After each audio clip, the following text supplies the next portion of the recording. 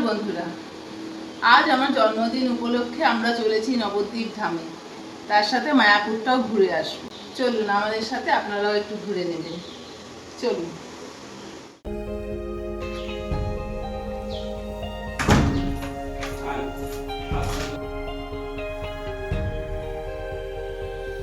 সপরিবারে এখন আমরা বেরিয়ে পড়ছি, আর আমরা কল্যাণী রোড হয়ে যাচ্ছি, ফলে একটু তাড়াতাড়ি হয়ে যাবে আমাদের।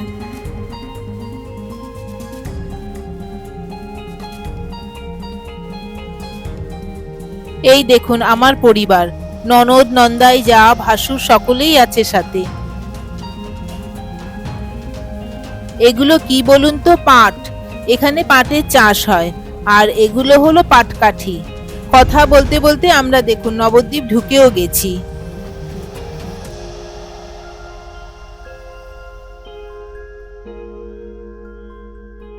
এই হলো রানীর বাড়ি। এখানে রয়েছে গৌরাঙ্গের মন্দির, আর এখানেই আমাদের গাড়িটা পার্ক করা হচ্ছে। বন্ধুরা, এই হলো আমার ছোট ননদ।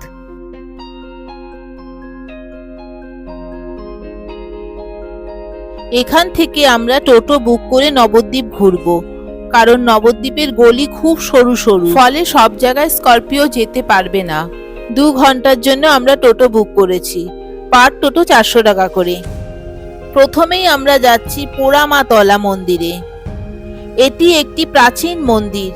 একসময় এখানে একটি বটবৃক্ষ ছিল, যা শুকিয়ে গেছিল। স্থানীয় মানুষের বিশ্বাস, দেবীর পুজো ও যজ্ঞ করার পর সেই বৃক্ষ সতেজ হয়ে ওঠে। সেই থেকে এই স্থানটির নাম পোড়ামাতলা। এখানে একটা দোকান থেকে আমরা পুজোর ডালা নিয়ে নিচ্ছি। বিভিন্ন রেঞ্জের ডালা আছে, 50 টাকা থেকে শুরু। চলুন বন্ধুরা, ভেতরে গিয়ে মায়ের দর্শন করি আর সাথে পুজোটাও দিয়ে নিই।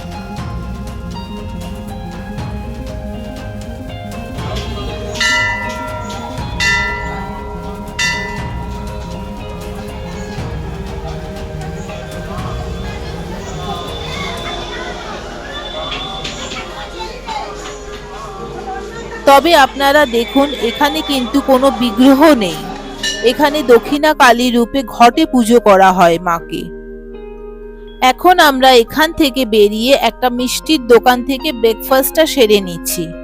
ব্রেকফাস্টে নিয়েছি গরম গরম হিঙের কচুরি আর আলুর তরকারি, আর তার সাথে রয়েছে নবদ্বীপের বিখ্যাত দই আর মিষ্টি। তবে বন্ধুরা, নবদ্বীপের সিঙ্গারা কিন্তু নামকরা, তবে এই সময় ভাজা হয় না, ওটা বিকেলের পরে ভাজা হয়। নিন, খাওয়া দাওয়ার পাট সারা হয়ে গেছে, এবার চলেছি পরের স্পটের দিকে।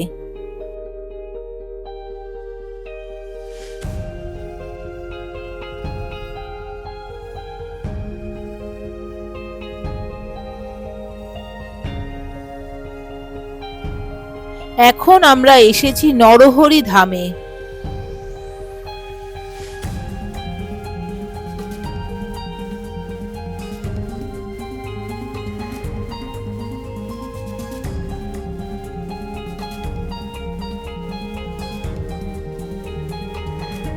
দেখুন এখানে কেমন 60 ফুটের গৌরাঙ্গের মূর্তি স্থাপিত রয়েছে।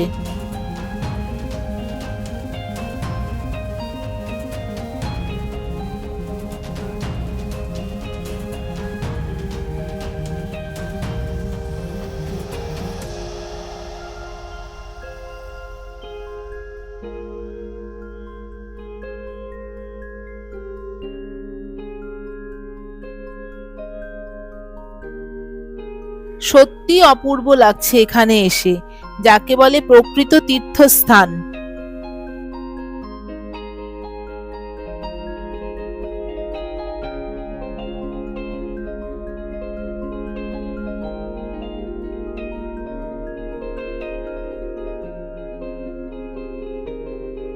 এবার আমরা এলাম মহাপ্রভুর জন্মস্থানে। এই যে নিম গাছটা আপনারা দেখছেন, এই গাছের তলেই মহাপ্রভুর জন্ম হয়, আর এর জন্যই তার নাম নিমাই। আর ইনি হলেন মাতা শচী দেবী, মহাপ্রভুর মা। এটা হলো নাট মন্দির।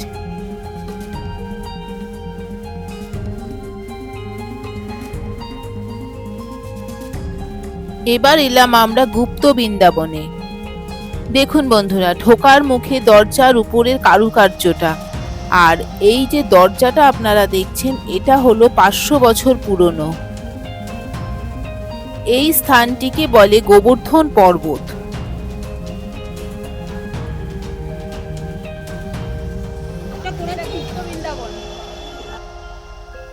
এই হলো শ্যামকুণ্ডু।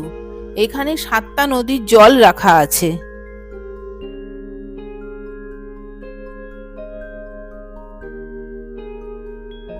এবার আমরা চলেছি সোনার গৌরাঙ্গ দেখতে। দেখুন বন্ধুরা, আপনাদের ডান সাইডে যে মূর্তি দেখা যাচ্ছে সেটাই হলো সোনার গৌরাঙ্গের মূর্তি।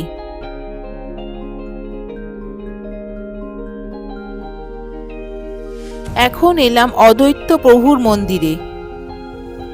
এখানে সব মন্দিরেই প্রায় মাথাপিছু 5 টাকা করে টিকিট কেটে ঢুকতে হয়।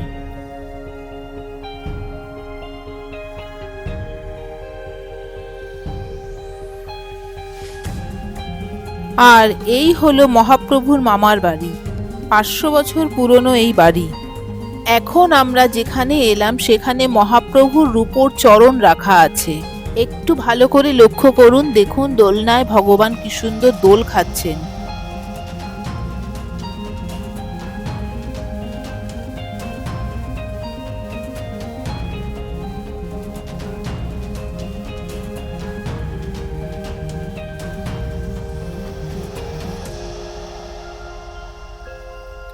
আর এই দেখুন ওনার চরণ।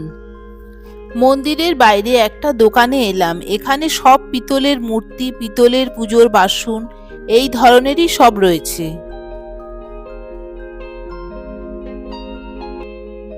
আমাদের নবদ্বীপ দর্শন কমপ্লিট।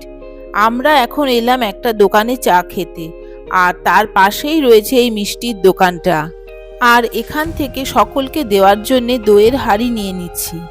তবে এই দই 8-10 দিন রেখে খাওয়া যাবে বললেন দোকানদার।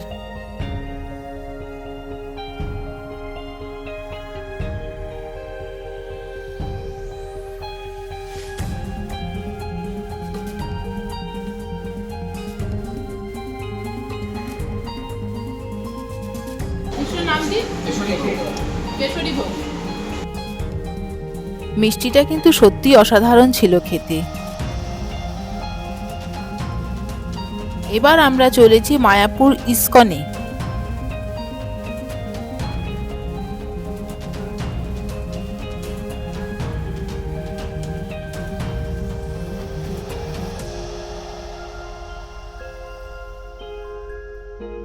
দেখুন আমরা ইস্কন পৌঁছেও গেছি। এখন আমরা গোবিন্দাসে গিয়ে লাঞ্চটা করব। এই রেস্টুরেন্টটা খুবই ভালো, আর এর খাবারও খুব ভালো, টেস্টফুল। আমরা এখানে যখনই এসেছি এখান থেকেই লাঞ্চ সারি।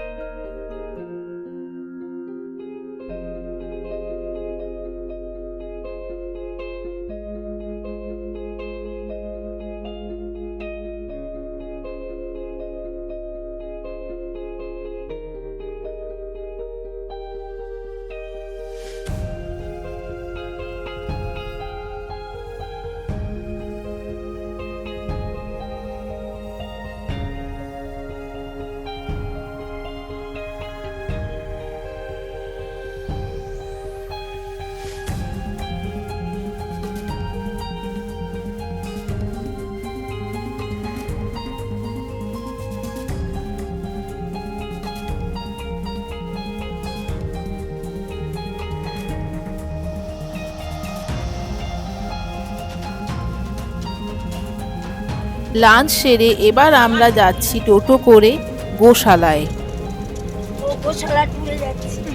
এখানে যে প্যান্ডেল তৈরি হচ্ছে সেটা ঝুলন পূর্ণিমার জন্য আয়োজন করা হচ্ছে। এখানে মন্দিরে যে কোনো জায়গায় যাওয়ার জন্য টোটোর ব্যবস্থা রয়েছে, তবে এই টোটো মন্দির কর্তৃপক্ষের আন্ডারেই। একটা নির্দিষ্ট স্পট পর্যন্ত মাথাপিছু ভাড়া 10 টাকা করে। দেখুন বন্ধুরা, আমরা গোশালায় পৌঁছেও গেছি, আর এখানে 3টে ফ্লোরে গোমাতাদের রাখা হয়েছে। চলুন গোশালাটা ভালো করে ঘুরে দেখি।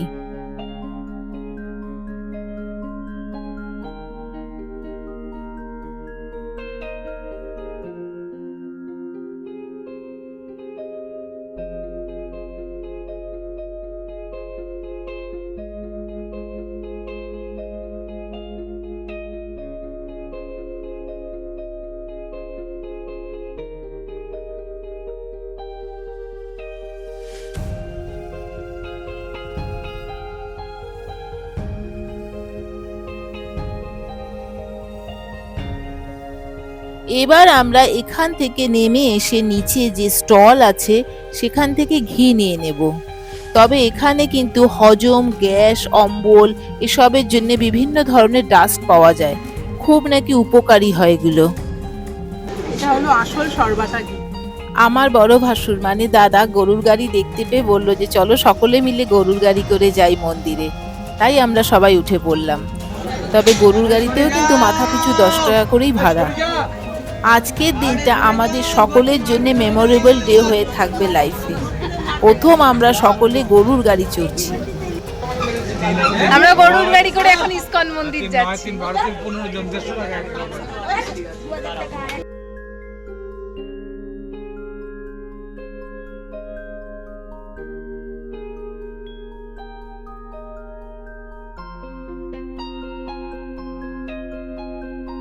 দেখুন আমরা কেমন পৌঁছেও গেলাম। এই যে মন্দিরটা আপনারা দেখছেন, এটাই ইসকনের নতুন মন্দির। এই মন্দিরটাই তৈরির কাজ চলছে। মন্দিরের কাজ কমপ্লিট হয়ে গেলে এই মন্দিরেই রাধা গোবিন্দকে স্থাপন করা হবে। এবার আমরা যাব আসল মন্দিরে। এখানে কোনো প্রকার ফোন নিয়ে যাওয়া যাবে না। এই হলো চেকিং পোস্ট, এখানে চেকিং করে ঢোকানো হচ্ছে। বন্ধুরা, এই যে সবাই ভেতরে ঢুকে যাচ্ছে দেখছেন, এখানেই রাধা গোবিন্দ বিরাজমান। এই পর্যন্তই আমি শেয়ার করতে পারছি, এরপর ফোন জমা করে দিতে হবে।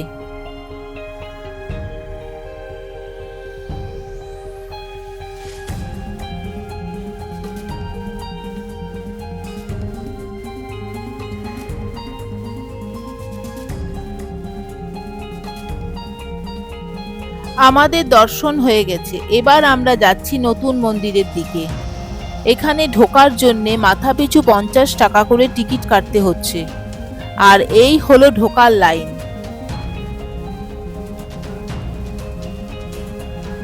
আমরা এখন ভেতরে ঢুকছি। ভেতরে কাজ চলছে, চলুন ভেতরে কি কাজ চলছে আপনাদেরকে দেখাই। তবে বন্ধুরা, আমি নিশ্চিত এই মন্দির কমপ্লিট হওয়ার পর এ অসম্ভব সুন্দর দেখতে হবে, সকলের চোখ ধাঁধিয়ে যাবে। আপনারা পারলে তখন একবার এসে দেখে যাবেন। এই যে মন্দিরটা আপনারা দেখছেন, এটাই হলো আদি মন্দির। বন্ধুরা, আমাদের ইসকন মন্দির দর্শন হয়ে গেছে। এবার একটা দোকান থেকে চা টুকটাক কিছু খাওয়া দাওয়া করে বাড়ির উদ্দেশ্যে রওনা দিচ্ছি। দেখুন পথে কেমন বৃষ্টিও নেমেছে। বন্ধুরা, বাড়িতে ঢোকার পর আমার জন্মদিন উপলক্ষে মেয়ে যে কেকটা তৈরি করছে চলুন আপনাদের সঙ্গে শেয়ার করি। আর এই কেকটা কেটেই আজকে আমি আমার জন্মদিনটা সেলিব্রেট করছি।